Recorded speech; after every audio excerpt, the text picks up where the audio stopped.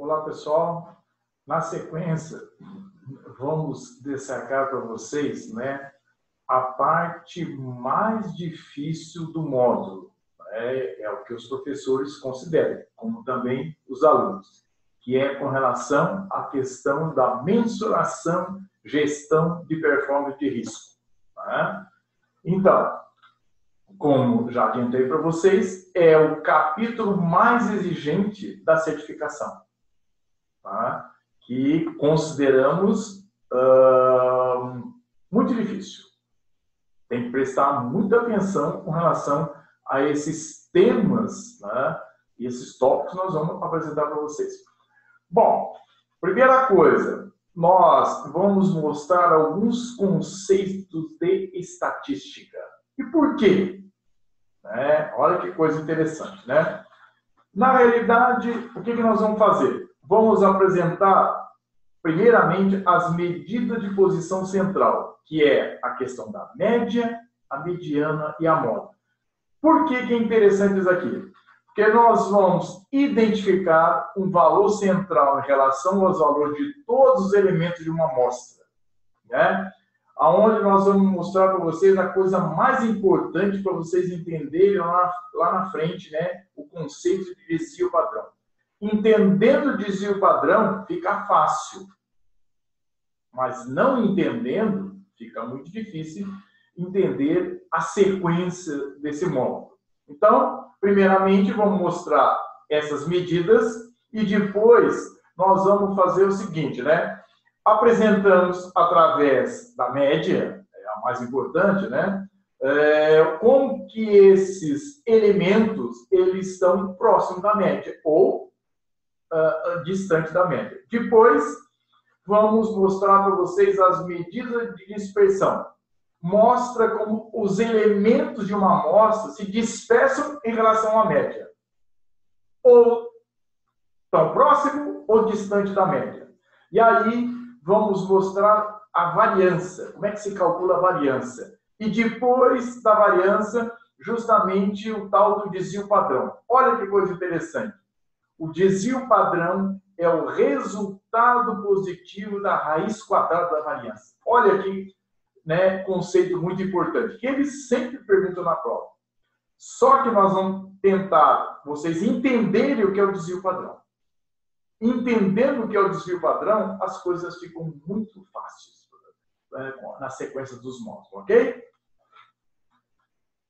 Aí, depois, ainda com estatística, vamos ver as principais medidas de associação entre duas variáveis. Antes, nós fazemos a análise de uma variável. Agora, não. Com duas variáveis.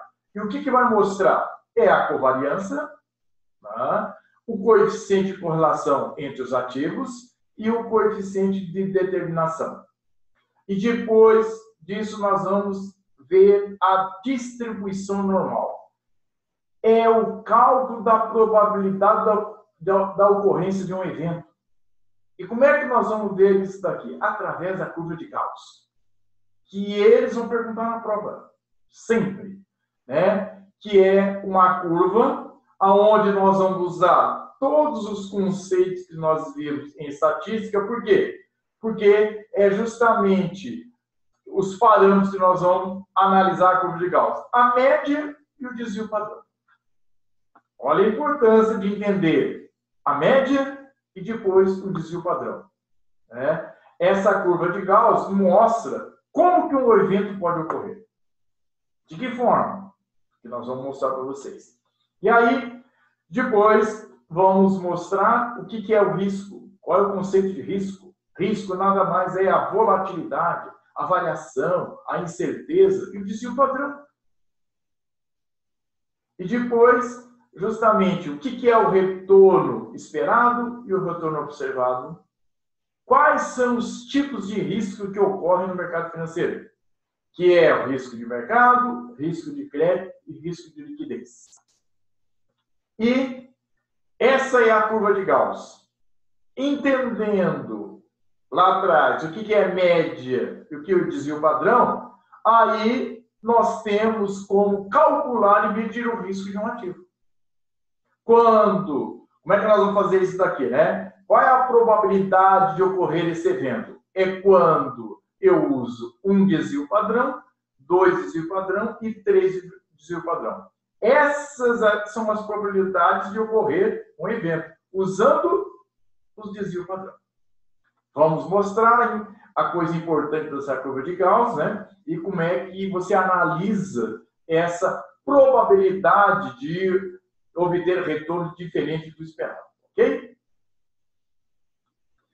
Depois, começa a ficar um pouco mais complicado, que é só conceito, né? Que é justamente o problema da Ambima, mas só que você tem que, nós vamos ensinar vocês a interpretar essas fórmulas. E aí, de que maneira? Índice de Sharpe. Índice de Sharpe mostra justamente a variabilidade de uma ação, né? Vamos dar como exemplo uma ação, né? Com ela mesma, com a variabilidade dela com o seu ativo livre de risco. Antes, vou mostrar para vocês o que se considera como ativo livre de risco. E, né, essa fórmula vai mostrar justamente, né, o que acontece com essa ação com o seu ativo livre de risco. E depois, o índice de Sharpe modificado. É justamente a análise da ação com o seu benchmark. E aí vocês já aprenderam o que é o benchmark lá em fundos de investimentos. E vamos verificar que essa análise é justamente para você tentar medir o risco não sistemático, que é aquele risco diversificável. Nós já falamos lá atrás e vamos ressaltar aqui nesse modo. E aí, na sequência, vamos ver, né, agora uma análise do retorno de uma carteira. Antes nós estamos falando de uma ação com o seu ativo de risco, com o seu benchmark. Agora não. Risco de uma carteira. Risco de uma carteira tem vários ativos diferentes. Só que nós vamos analisar isso aqui, que essa carteira é um produto só. E como é que nós vamos ver o risco dela? Né? Justamente o que, né, nos conceitos de diversificação, da correlação, do coeficiente beta, né? E depois nós vamos ressaltar o que é o risco sistemático e o risco não sistemático, e justamente o que mostra o índice de treino, né? Justamente analisando o risco de uma carteira, né, com vários ativos diferentes. Depois, vamos fazer a gestão e a performance de risco. Olha só o que acontece. Na gestão, né, de uma carteira, o que vai mostrar para a gente? Nós queremos saber medir a perda possível que um fundo pode ter com relação, né, à perda possível que ele pode perder justamente nesse fundo diariamente. E isso nós vamos ver através de duas situações, em condições normais e em condições extremas. Em condições normais, nós vamos mostrar para vocês o que é o conceito do VAR. Para que ele serve. E em condições extremas, é justamente quando ocorre o nervosismo de mercado. E aí, como é que nós vamos medir esse risco? Através do stress test. E depois, temos o conceito de stop loss. É uma ferramenta que é utilizada quando o limite do VAR são ultrapassados. E depois, o baking test é justamente uma ferramenta para testar se o VAR que você calculou estava correto. E também temos o conceito de trade erro e erro quadrático médio, né? Queremos saber se esse fundo está seguindo aquilo que foi elencado lá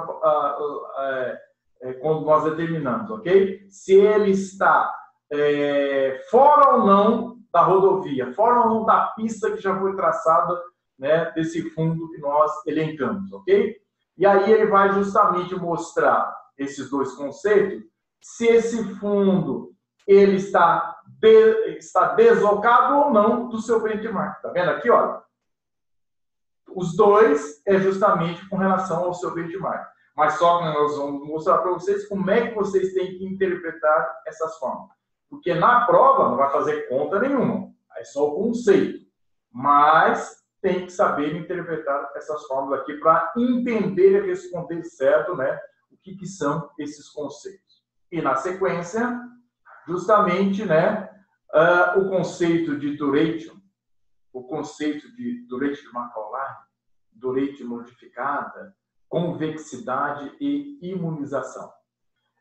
Tudo é só conceito, mas as pessoas se enrolam para poder responder isso daqui na prova. E aí a gente tem que tomar muito cuidado e a gente faz um detalhamento de todos esses conceitos, né? Justamente com alguns exemplos para elencar vocês para não errarem na prova, ok? Então, obrigado pela atenção e até o nosso próximo encontro.